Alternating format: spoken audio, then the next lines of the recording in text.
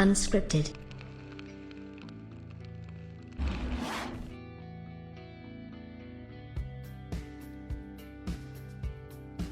As many of you probably know, I'm a big fan of Insomniac Games, and I'm a big fan of Insomniac Games' Sunset Overdrive, which released exclusively for Xbox. Hard to believe, 7 years ago, way back in 2014, as an Xbox One exclusive. Then, of course, the game ended up coming to PC. It was ported later, which they got like some interesting upgrades with that, some 4K and some things like that. Whereas Xbox One X owners didn't get any kind of update.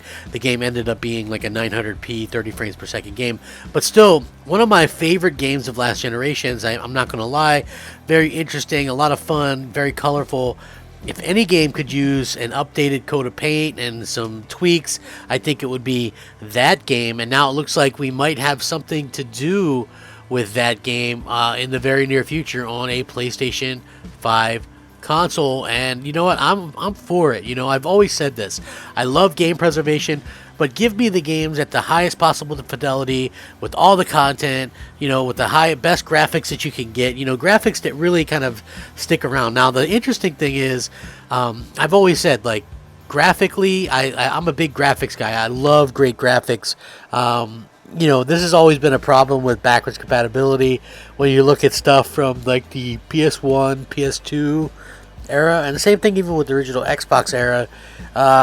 Those graphics just don't hold up. But while there are some graphical styles that continue to hold up, okay, I'll give you Jet Grind Radio is a good example of the graphical style of that continues to hold up. Zelda Wind Waker is another one. The graphical style really holds up. I think something like Sunset Overdrive, the graphical style really holds up. I mean, yes, it's a 7-year-old game, but it looks incredible. And just imagine it coming to PlayStation 5 at 4K 60 frames, maybe even more. And, you know, with full HDR and everything, I think that would really give itself a good chance of being played by more people. Now, the game wasn't very successful for Microsoft, and Phil Spencer turned down a chance to make a sequel before Insomniac Games was bought out by Sony. But this is very interesting, and I figured I would go ahead and sort of share this with you. So Sony has registered a trademark for Sunset Overdrive. The game was published exclusively for Xbox and developed by Insomniac Games. Now, Sunset Overdrive was a brand new IP developed by Insomniac Games. It was published by Microsoft as an Xbox exclusive during its launch year.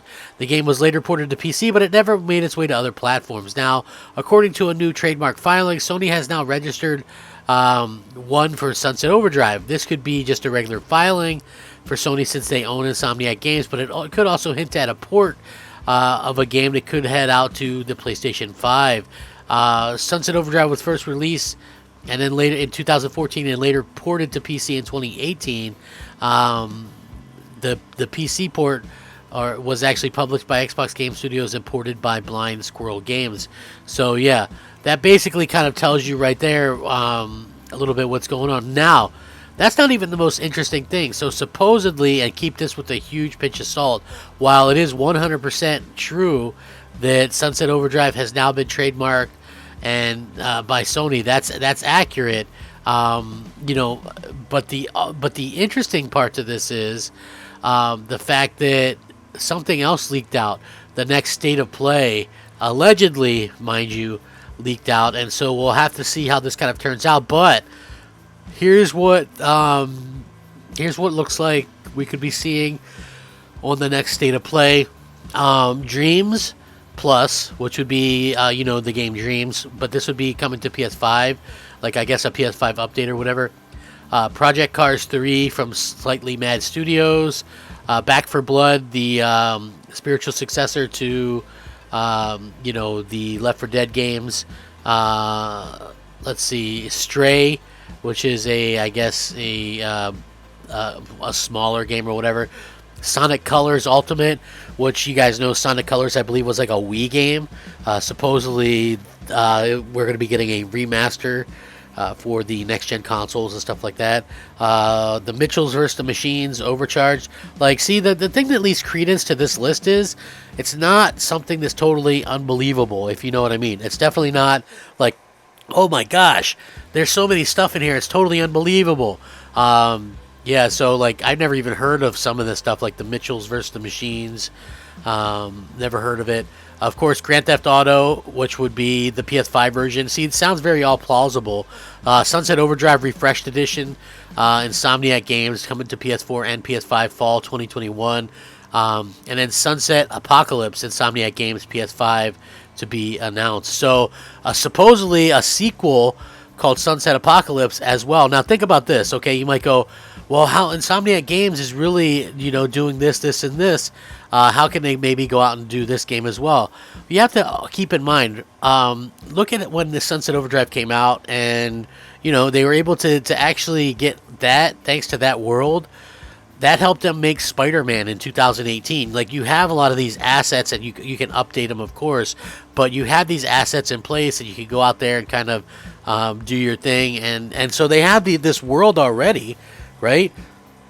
You can add on to it, upgrade it, update it, and, give people a game that's probably pretty ready to play, to be honest with you. And honestly, I think that, you add in co-op for the campaign, and maybe put in a team deathmatch, and you have a big hit on PlayStation. I think that this game was always something that probably would have sold better and done better on PlayStation. And that's not just because I'm a PlayStation fanboy now. It's just because Insomniac Games seems more at home with doing stuff on PlayStation, and PlayStation fans seem to better react to what Insomniac Games is actually out there doing. And so I think that makes the most amount of sense. Now imagine this, though. It is a little bit of egg on Microsoft's face, right? Because at the end of the day, you have a situation where, you have this company who was actually buying, this studio, and now they're taking away one of the main exclusives that you had last generation.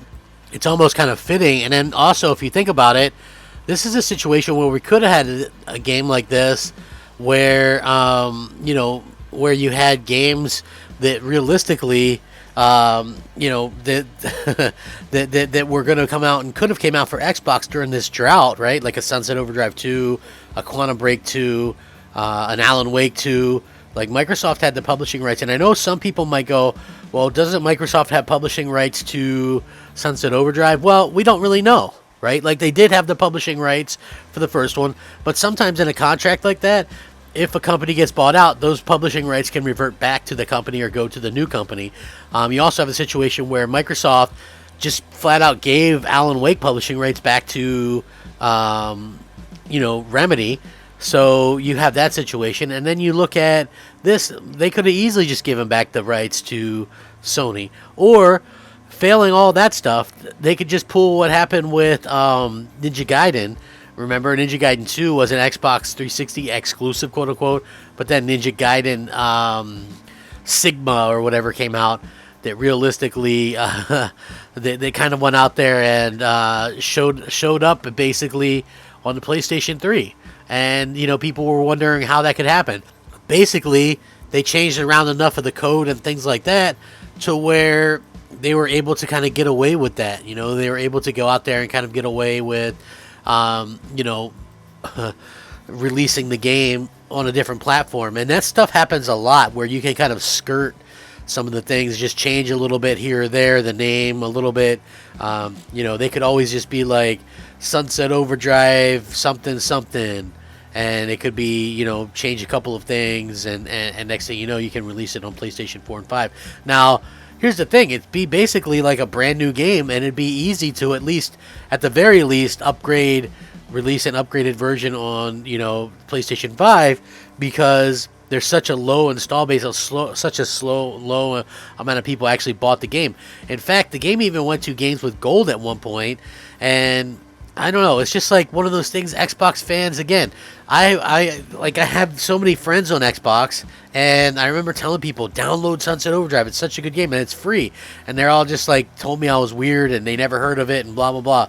So, I think there was poor marketing and things like that, but that game is just so good, and I really, really thoroughly enjoyed it, and, it has DLC that probably hardly anybody played, and, it's just a lot of fun, and I do hope that game comes back, because I felt like it didn't get its proper chance, and this would be great if they actually did get out there and kind of delivered something, that could actually happen, and that would be awesome. I think awesome for gamers, awesome for Insomniac, awesome for the IP, because they'd actually get a chance to sell something. And I think that it would be really embraced by the PlayStation community, to say the least.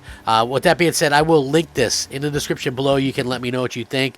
Sound off, rate, comment, subscribe. How do you guys feel about this? Are you interested in a Sunset Overdrive remaster? Are you interested in a sequel? Let me know down below. Thanks for watching. Rack 'em up. Crapgamer out. Unscripted.